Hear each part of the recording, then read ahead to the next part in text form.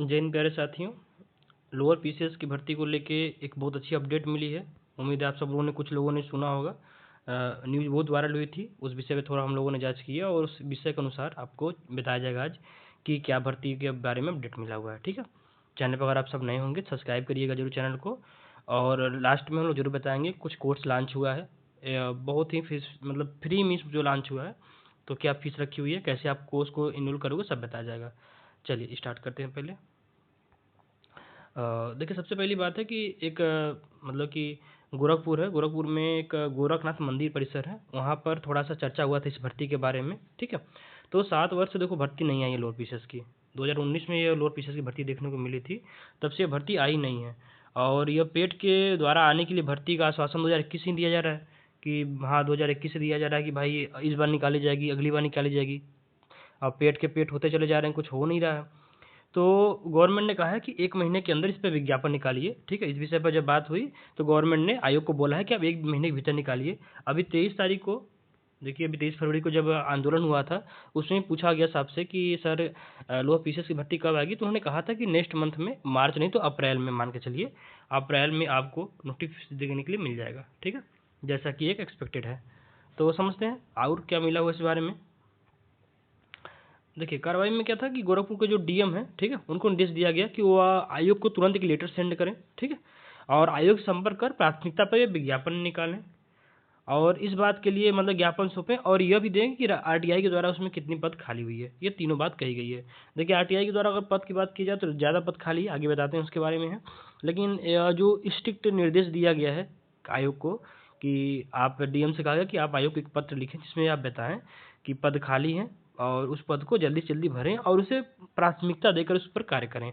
तो इससे उम्मीद थोड़ी बनी हुई है कि बहुत जल्दी हो सकता है कि आयोग यह विज्ञापन निकाले। ओके, इसमें सबसे एक इम्पॉर्टेंट जो वैकेंसी है वो ईओ की है, अधिशासी अधिकारी की है। आप सब लोग को एक बात बता दूं कि अधिशासी अधिकारी की जो पद आएगी वो मतलब कि सिंपल ग्रेजुएशन पर रहेगी, लेकिन उसमें ओ लेवल अनिवार्य रहेगा। ठीक है, ओ लेवल अनिवार्य रहेगा, या ओ लेवल के समकक्ष कोई आपकी भर्ती होगी तो वो आपका अनिवार्य रहेगा। ठीक है, मतलब कि एकदम समझो कि एकदम इसमें स्पष्ट कहा गया है कि आपको ओ लेवल होना चाहिए। आपको बता दूं, अधिशासी अधिकारी जो होता है वह एक ग्रेड नीचे काम करता है पीसीएस से, यानी कि आप सिर्फ एक प्रमोशन पाओगे तो डायरेक्ट आप एक गेजेटेड ऑफिसर पीसीएस अधिकारी बन जाओगे। आप सिर्फ एक पोस्ट नीचे काम करते हो पीसीएस अधिकारी से। आप समझो कि पीसीएस अधिकारी बनने के लिए कैसे पढ़ना पड़ता है, आप सब जानते होंगे। पीएट एग्जाम अगर आप अच्छा लाए हो तो आप सब कहीं ना कहीं पीसीएस के बारे में अच्छे जानते होंगे। प्री देना होता है, मेंस देना होता है, इंटरव्यू देना होता है, उसके बाद आप एक पीसीएस अधिकारी बनते हैं। इतने बड़े भर्ती के लिए आप सिर्फ एक भर्ती में प्रमोशन पाकर पीसीएस अधिकारी बन रहे हैं, तो आप समझ सकते हैं कि ईओ की जो पद है वो कितनी कितनी शानदार ये पद है। लेकिन इसमें ओ लेवल होने की वजह से बहुत बच्चे छट जाएंगे, तो जिनका ओ लेवल है उनके लिए बहुत बड़ी गुड न्यूज आने वाली है।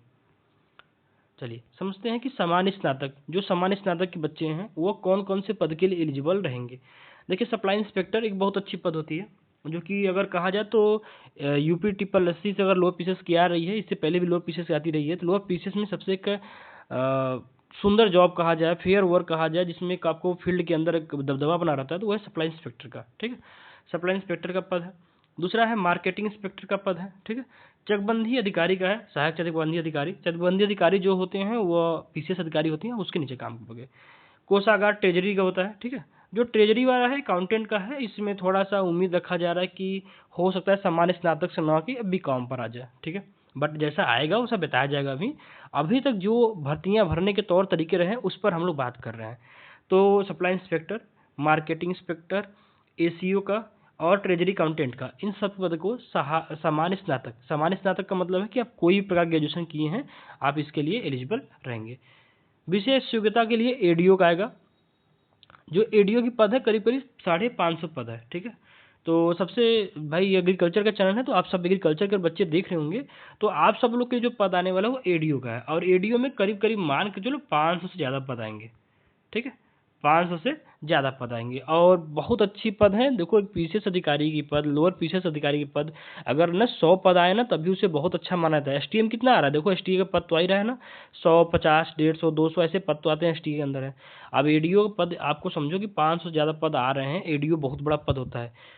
मतलब हम जान रहे हैं कुछ लोग को ईडीओ पद पे कार्य कर रहे हैं, बहुत बड़े पद होते हैं और एक बड़े पैमाने पे आपको क्षेत्र दिया जाता है कि इस पैमाने पर आपको इस क्षेत्र काम करें। अभी जैसी वैकेंसी आएगी, रिलीज होगी, नोटिफिकेशन पे आपको ईडीओ के बारे में बताया जाएगा, तब बताया जाएगा ईडीओ कार्यक्रम क्या है, ईडीओ क्या करता है, उसका कार्य क्षेत्र क्या, सब बताया जाएगा। लेकिन अब इतना यकीन मानो कि बहुत शानदार जॉब होती है कि एक अब अभी एजीटीए का देख रहे हो ना, एजीटीए का, तो एजीटीए जो प्रमोट होकर 10 साल के बाद लगभग 5 साल 8 साल का जो बनता है ना, वो एडीओ ही बनता है। तो समझो वो वाली पद आपको डायरेक्ट मिलने वाली है, एक तरह से एसटीए के पद समझो, एसटीए के बाद समकक्ष रहता है लगभग यह, ठीक है। तो इस समय उम्मीद किया जा रहा है कि इसमें आपका बीएससी एग्रीकल्चर, बीकॉम और जो जो अर्थशास्त्र से बीए की हूँ, इन सब लोग को एलिजिबल करेंगे ये लोग। अभी कंफर्म तो नहीं है कि बीकॉम का और कला से अर्थशास्त्र करने वालों का एलिजिबल है कि नहीं है, लेकिन एक तो कंफर्म है कि बीएससी एग्रीकल्चर वाले इसमें भाई तो डंका पीटें, अपना तैयारी करें, इसमें आप कन्फर्म हो, एकदम श्योर, डैम श्योर हो, ठीक है। पात्रता क्या रहेगी, उम्र सीमा सबको पता है, 40 साल सबसे अधिकतम और 21 साल से स्टार्ट होती है, ये सबको पता है। यूपीटी पॉलिसी से कोई भर्ती रहेगी आपको ही रहेगा। सामान्य ग्रेजुएशन की बात करूँ, जो सामान्य ग्रेजुएशन वाले हैं उनके लिए कट ऑफ जो हम लोग का है वो 70 ±5 लेके चलिएगा, ठीक है। जो सामान्य ग्रेजुएशन वाले बच्चे हैं, जैसे कि ईओ का है, चकबंदी अधिकारी का है, सप्लाई इंस्पेक्टर का है, उसके लिए जो ये लोड पीसेस आएगा उसमें 70 ±5 इतना अगर आपका नंबर है तो आप इसमें फार्म भर दीजिएगा। लेकिन जो स्पेशल भर्ती है उसे मान के चलो 40+ रहेगा, ठीक है। और यह भी 40+ हम तब बता रहे हैं जब भर्ती में भी पद का हम लोग का आइडिया नहीं है, 500 पद है, पद बढ़ेंगे तो नंबर ये घटेगा, पद घटेंगे तो यह नंबर बढ़ेगा, सिंपल सा इकोनॉमिक्स का रूल है। लेकिन 40+ मान के चलो कि पद पे रहेंगे, क्योंकि इतने ज़्यादा पद नहीं आने वाली उम्मीद है, तो हमें लगता है बच्चे ही पढ़ने वाले हैं, तो 40+ मान के चलो। ऐसे भी एग्रीकल्चर ही सिर्फ रहेगा तो कट ऑफ और कम जाएगी, एग्रीकल्चर में ज़्यादा बच्चे पढ़ने वाले नहीं है, पेट वाला। चयन प्रक्रिया अब यह कंफर्म हो चुका है, चयन प्रक्रिया पेट का एग्जाम जो जो दिए हैं उससे शॉर्टलिस्ट किया जाएगा, उसके बाद आपका मेंस का एग्जाम होगा, उसके बाद आपका डीवी होगा, डायरेक्ट ज्वाइनिंग होगा, इंटरव्यू नहीं होगा, ठीक है।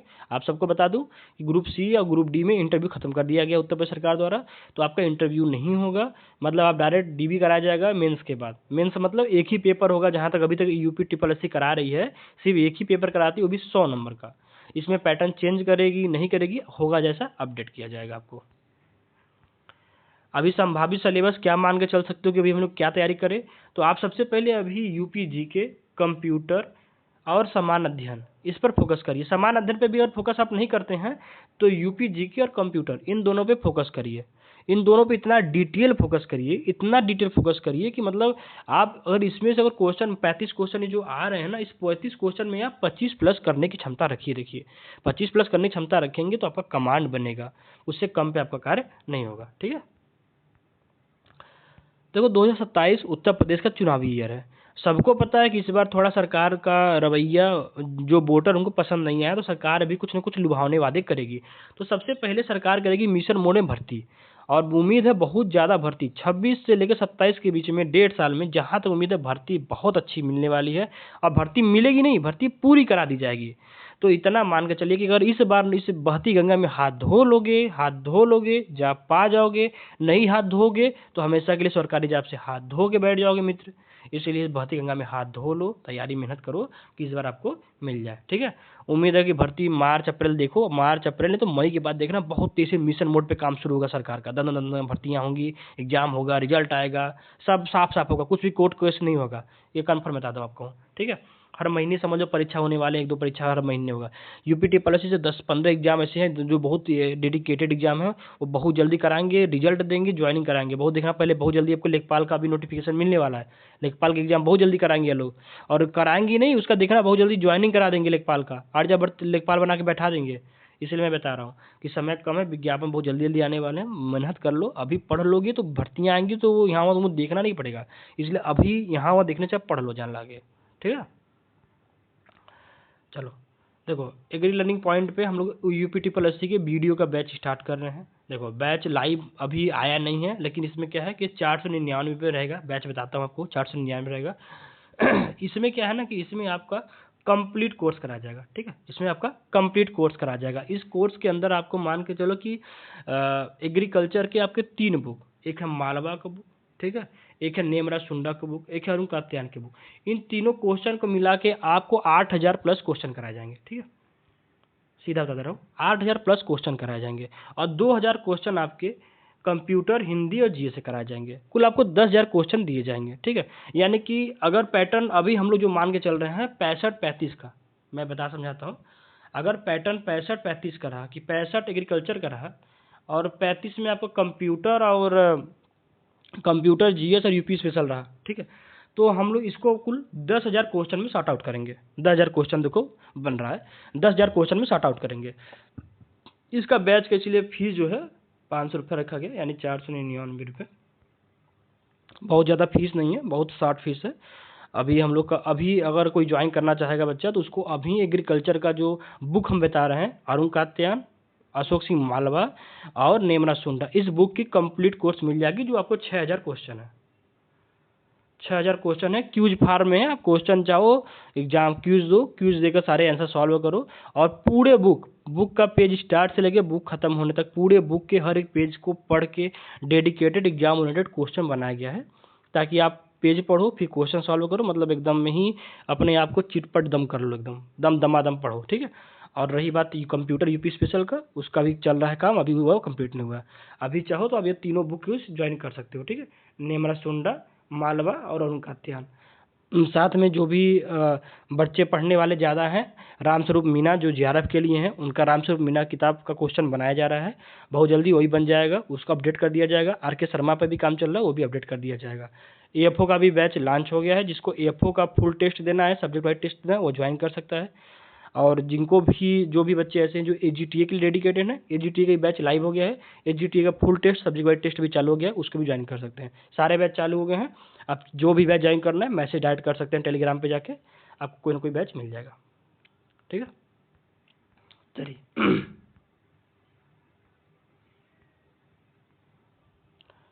ठीक है, चलो। सबसे अच्छी बात है जीत अनंत है उनकी होती है जिनकी तैयारी पहले से दमदार होती है, ठीक है। अगर आप पहले से पढ़ के मजबूत बैठे हो तो जीत तो आपकी तय है भाई, हम पहले भी कर चुके हैं। नोटिफिकेशन आने तक आपका कोर्स कंप्लीट रहना चाहिए। नोटिफिकेशन आने के बाद सिर्फ आप एक काम करो कि आप रिवीजन करो और टेस्ट दो।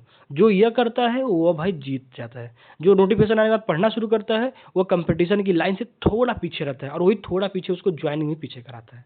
चैनल पर नए होंगे चाहे सब्सक्राइब करना, दूसरा शेयर करना। और बैच सारे चालू हो गए, आपको किसी भी कोर्स का बैच करना है, बैच चालू हो गए हैं, जाके बैच ज्वाइन कर लो। मिलते हैं नेक्स्ट क्लास में, तब तक पढ़ते रहिए, मस्त रहिए।